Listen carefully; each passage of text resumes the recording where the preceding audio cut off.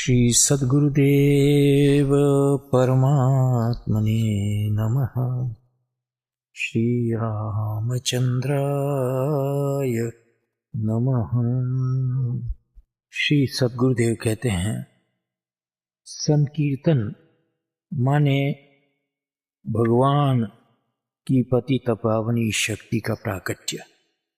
कहते हैं, मुझे अखंड संकीर्तन अत्यंत ही प्रिय है। इष्ट नाम के संकीर्तन का विधान इसलिए है कि हमें भगवान का स्मरण बरबस लगातार बना रहे। परा के जाप तथा सुमधुर लयबद्ध स्वर से संकीर्तन, ये दोनों अत्यंत चंचल चित्त को भी शांत कर देते हैं। संकीर्तन में नियम पूर्वक बैठने से मन की चंचलता क्रमशः कम होती होती एकाग्रता में परिणित हो जाती है। कलौ केशव कीर्तनम, कलयुग में श्रवण कीर्तन और नाम जाप से अंतःकरण सरलता से सात्विक होता है। सात्विकता से चित्त शुद्धि और चित्त शुद्धि से व्यवहार शुद्धि होने पर आंतरबाह्य शुद्धि से ही साध्य प्राप्ति होती है।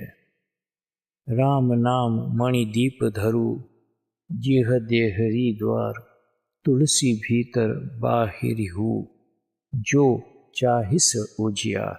श्री राम नाम के संकीर्तन में अलौकिक सामर्थ्य है। इससे जगत का भाव अर्थात विस्मरण हो जाता है। वातावरण में मन को खींचने वाले उत्कृष्ट पवित्र ऐसे चुंबकीय परमाणु इकट्ठा हो जाते हैं। तुम संकीर्तन करते हुए भी केवल वहां जाकर बैठोगे तब भी आह्लाद की सूक्ष्म लहर तुम्हारे भीतर प्रवेश कर जाएगी। सुमेरिय नाम रूप बिनु देखे, आवत हृदय स्नेह विशेषे, अगुण सगुण बिच नाम सुसाखी, उभय प्रबोधक चतुर दुभाषी। फिर ये बात भी है, किसी को नाम लेकर बुलाते हो तब वो नामधारी तुमको तत्काल जवाब दे ही देता है।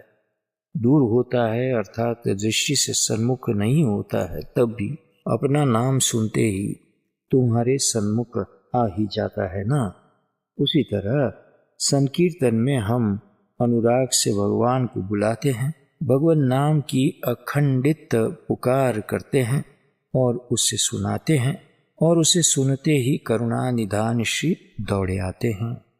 समुझत सरिस नाम अरुनामी, प्रीति परस पर प्रभु अनुगामी, मम गुण ग्राम नाम रत, गत ममता मद मोह, ताकर सुख सोई जाने, परमानंद सदोह।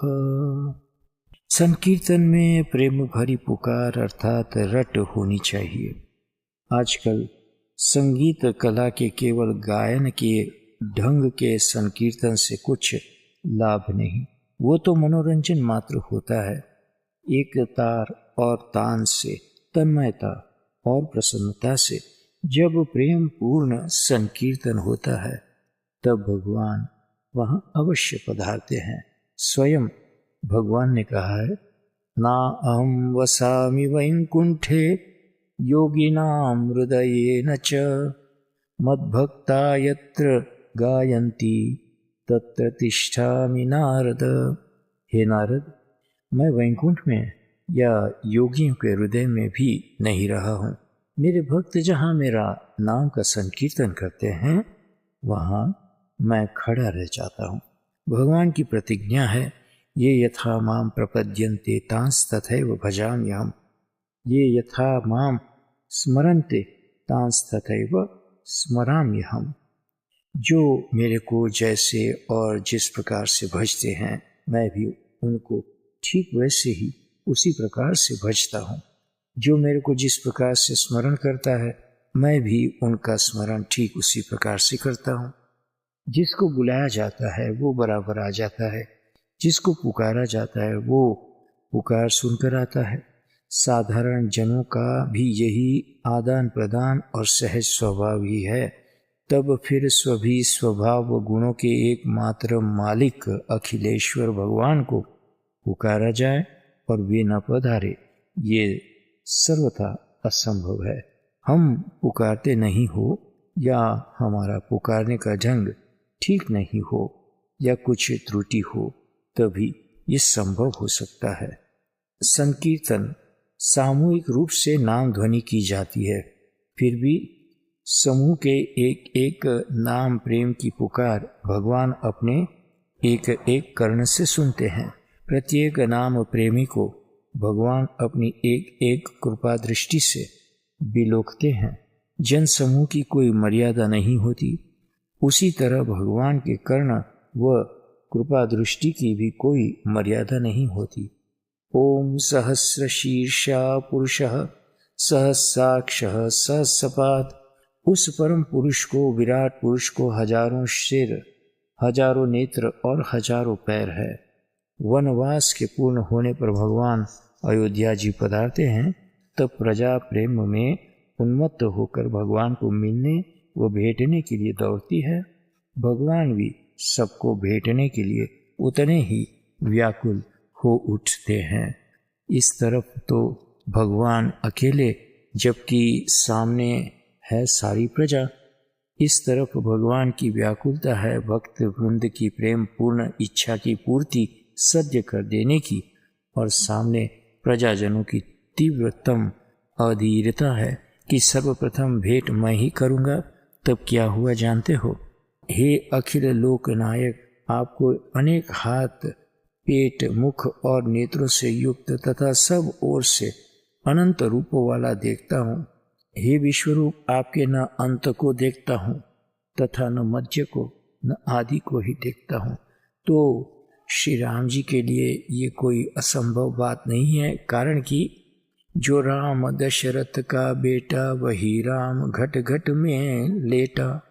वही राम से यह जगत पसारा, वही राम है सबसे न्यारा। सब कर परम प्रकाश जोई, राम अनादि अवधपति सोई। इसलिए पक्का भाव बनाए रखना कि यहाँ समूह में भी भगवान मुझे देख व सुन रहे हैं। हमें भी हमारे यहाँ संकीर्तन में भगवान को बुलाना है, पधारना है। तो संकीर्तन अनुराग के अनुसंधान युक्त खूब प्रेम भरी मधुरी पुकार से, मधुर स्वर से तथा ठीक से लयबद्ध करे। हो हल्ला व चिल्लाहट जैसा न करे तो अच्छा। शोरगुल करना संकीर्तन नहीं, अपितु उपद्रव है। संकीर्तन में मुख्य बात व आशय यही है कि प्रेम भाव की स्थिरता धारा प्रवाह रूप में लयबद्ध मधुर स्वर से सतत होती रहे।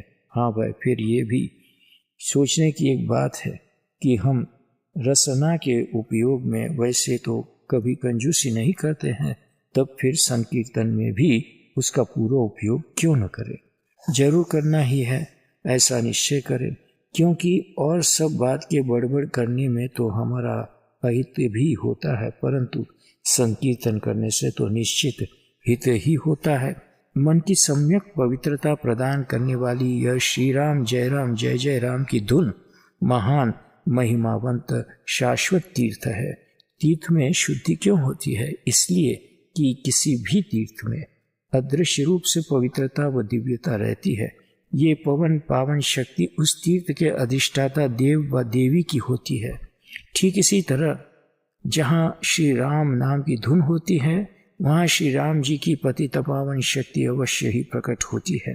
भगवत नाम की धुन जब भगवत भक्त से मुख से होती है, तब भगवत नाम सुधारस निश्चित ही आसपास चारों ओर बरसता है।